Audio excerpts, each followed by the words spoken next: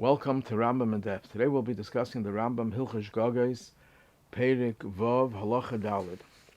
The Rambam says as follows: Ha'eichel macholas harba mishemes harba behelam echad chayav kol shem b'shem. If a person eats different foods, forbidden foods, b'shegig, unintentionally, but was one helam, means that he didn't realize in between eating the different foods that he had done something wrong. And even though it's one helam, and generally when you do a few averos, but one helam, you bring only one chatas. However, here, since they had different names, different types of prohibitions, you have to bring a chatas for each one. Ketzad, how so? So the Rambam illustrates: Kigain she'acha chelev v'dam v'neiser apigul. You ate the 4 prohibitions of chelev, forbidden fat, blood, neiser, carbon left over the prescribed time, and pigul, a carbon in which the kain had improper thoughts that invalidate the carbon. And eating those 4 different prohibitions warrants a bringing of a chatas. So even though it was all done with one helam, in one bout of concealment, and he ate kazayis v'kol echad ve'echad behelam echad, and he ate a full shear, the amount of a kazayis, maybe arba chatos. He has to bring 4 separate carbon chatas. Why? Because you can't satisfy the obligation of one chatas for one sin for another sin as well. Each sin requires its own chatas, its own sin offering.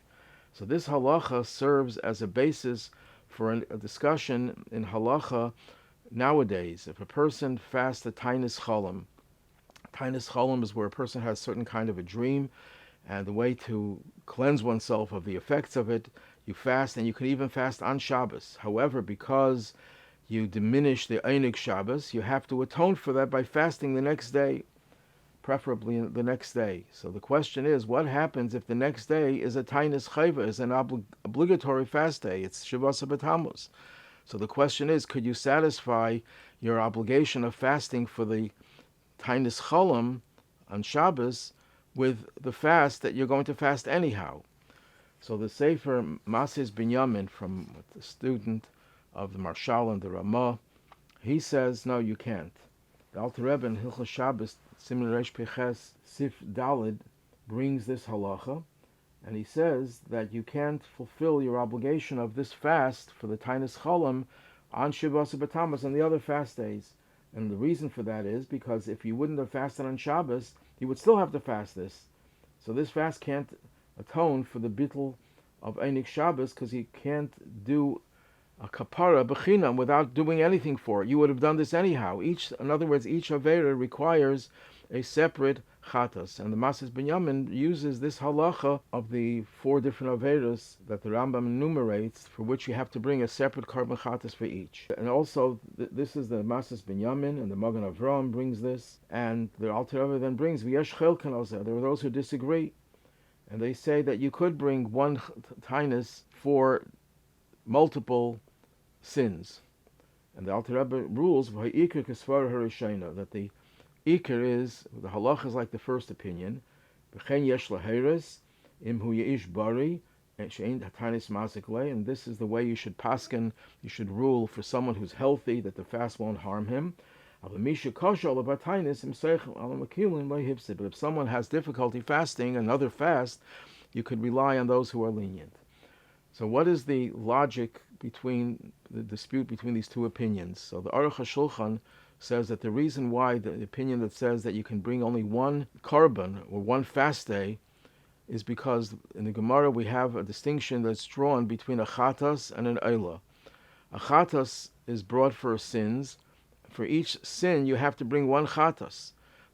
That's because you violated that negative commandment, so you have to bring a chatas for each negative commandment. In contrast, carbon Olah is Mechaber, atones for a mitzvah saseh, and you could bring, the Gemara in Zvachim says you can bring one Olah that covers several violations of a mitzvah saseh. And therefore, the argument over here is, in what way, what do we compare the fasting for fasting on Shabbos? What is that a violation of? Is that like a violation of a chatas, or it's like a violation of a carbon Olah? So there's a sefer, Adnei Kesef, I believe, Adnei Shlomo, contemporary sefer, who says that when you mevatel Einik Shabbos, that's not an alav, that's not a negative commandment, that's a positive commandment. And therefore, since it's a positive commandment, it's closer to the carbon Olah. So the question then is, why does the other opinion say, and that's the halacha, the way the Alter Rebbe rules, why does the Alter Rebbe rule that no, you cannot fulfill your obligation? It should be closer to a carbon Olah. So I think the reason is based on what's the logic, what's the difference between a Chattas and an Olah. So the Rashi in Zvachim says that the difference is that a Chattas is a kapara, it's an atonement for the sin itself.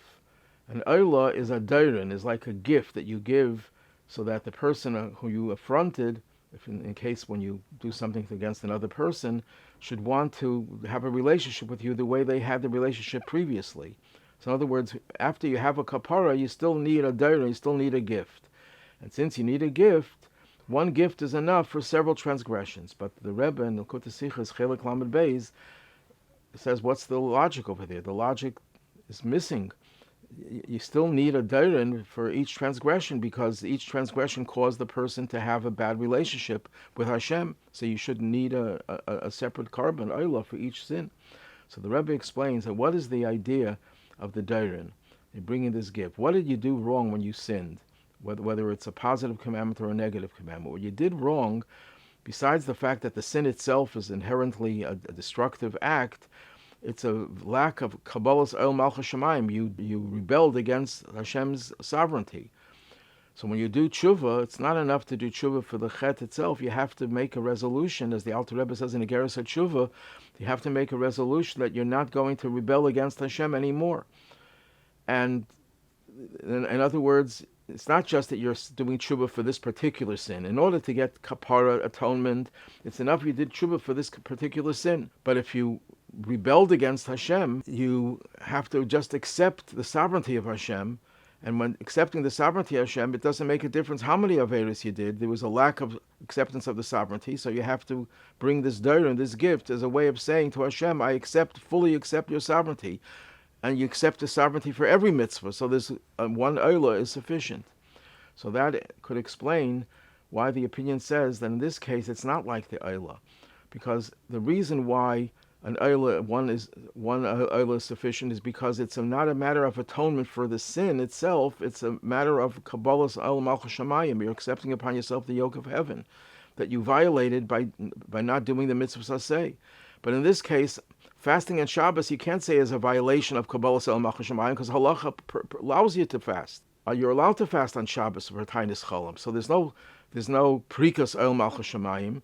And therefore, you can't say, the only thing is that it's still, there's a chesaron, there's a defect that you created by virtue of not having the full Einik Shabbos. So that's a separate matter. You can't just satisfy with one carbon Olah. So that's why the Alter Rebbe paskins the halacha is like the first opinion.